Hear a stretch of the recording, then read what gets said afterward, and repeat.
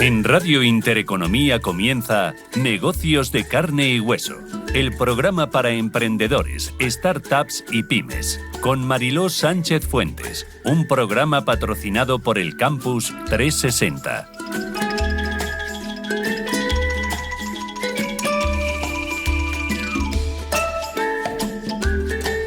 Porque si alguien además sabe también del proceso completo de financiar una startup o una empresa o una pyme en todas sus fases y acompañarla en todo ese proceso, es Miguel Moneo, que es inversor, es experto en financiación de startups y en mercados financieros y CEO del Campus360.com, la mayor plataforma de financiación y formación para emprendedores y pymes. Hola, Miguel. ¿Qué tal, Mariló? Bueno, qué importante también elegir esa hoja de ruta completa de financiación. Aquí hemos pasado por un proceso o hemos tratado de repasar el proceso completo a partir de salir a un mercado cotizado, pero hay unas fases previas que hay que tener en cuenta, ¿no? Sin lugar a dudas, el tener la hoja de ruta de financiación para cualquier empresa, startup o pyme es básico. Lo que no puedes hacer es elegir tus financiadores y tu proceso sin saber todo lo que hay en el menú. Y hoy en día en el menú hay un menú gigantesco. Antes, hace 20 años, tú ibas a pedirle dinero al banco en general y no había más. Ahora hay 13, 14, 15, 20 posibilidades distintas aquí sobre la mesa. Hay muchas donde efectivamente puedes acabar en la bolsa, que es precisamente donde yo también pienso que es el comienzo de todo. Entonces, lo que hay que hacer es la correcta evaluación de esa hoja de ruta durante los próximos años, que evidentemente cuando nos viene al campus una startup que está en sus inicios más seed, pues no le podemos contar lo que hay de bolsa, pero sí le puedes contar los 2 o 3 próximos años donde efectivamente va a tener varias rondas de inversión, posiblemente tenga un CDTI, posiblemente tenga ayudas de otro tipo, posiblemente participe en ISA, posiblemente tenga que buscar dinero de circulante. Tiene una hoja de ruta muy concreta y que además siempre va a ser distinta de la siguiente empresa que analicemos. Porque ya lo han explicado por aquí, cada empresa es única en sí misma. Y la estrategia de cada empresa es distinta. Entonces, en función de lo que el emprendedor, la pyme o la startup nos cuenta, elaboramos la hoja de ruta de los próximos 2 o 3 años donde, insisto, lo de salir a bolsa no es el final, efectivamente. Yo también pienso que es el principio.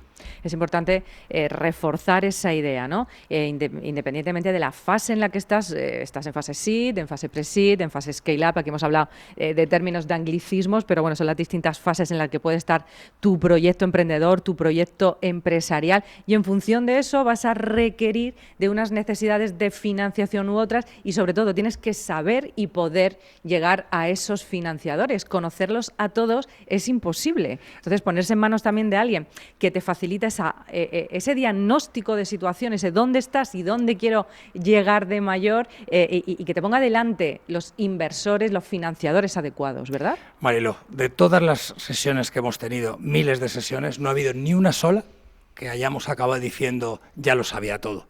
Siempre hay algo que no sabes, siempre hay alguna opción distinta de la que te imaginas, siempre hay alguna ayuda, una subvención, una financiación o algún tipo de financiador que desconocías. Y en el mundo financiero y en las fintechs que hay hoy en día, la cantidad de productos nuevos que surgen, hay que estar al día también. Esto es como los médicos que tienen que estudiar para todo. Pues hay que estar continuamente al día para saber cuál es la mejor solución. Acabamos de explicar que BME tiene una serie de productos nuevos de hace ¿cuánto? ¿Meses? Claro. Pues estos no existían antes, hay que estar al día de absolutamente todo.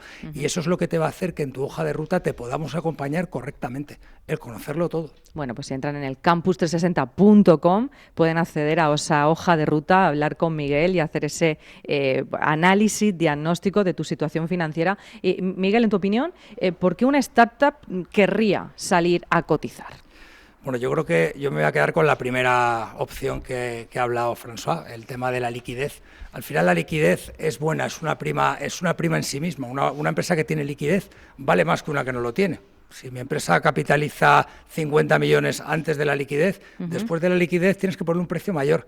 ¿Por qué? Porque existe una transmisibilidad de los títulos, cosa que normalmente las startups, con los distintos pactos de socios y lo que aprietan los fondos de venture, en los pactos de socios, no tiene esa libertad de transmisibilidad. Entonces, automáticamente el hecho de estar listada ya has ganado dinero. Me da igual que haya costado 130.000 euros, pero estoy seguro que el rendimiento es mucho mayor solo por haberlo hecho. Entonces, esa es la diferencia en la que tus antiguos inversores que posiblemente provengan de una plataforma de crowdfunding como la de Fellow Funders, puedan salirse de esos proyectos y meterse en otros, porque no es el perfil de inversor que tienes ahora.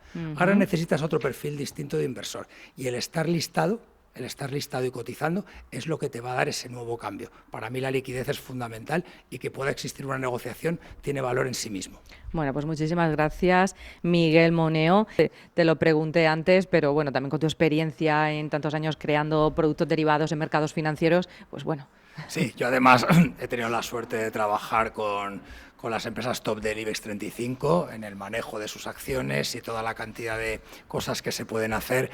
El mero hecho de cotizar, como hemos dicho antes, es un super plus para todos. Yo creo que, salvo que la empresa sea tuya y no quieras contar nada porque tengas que esconder algo, el resto son todo ventajas, no existen inconvenientes. Se puede utilizar para financiarse, se puede utilizar como colateral las acciones, se puede utilizar para compras estratégicas, de 1000 maneras distintas. Lo único importante es que antes de dar ese paso, pues hablar con alguien que sepa lo que va a pasar cuando estés cotizando, las cosas buenas y no tan buenas que te puedan pasar, porque en general la mayoría de las cosas que yo preveo son positivas. Bueno, pues con esa clave también nos quedamos, con ese consejo, todo es positivo.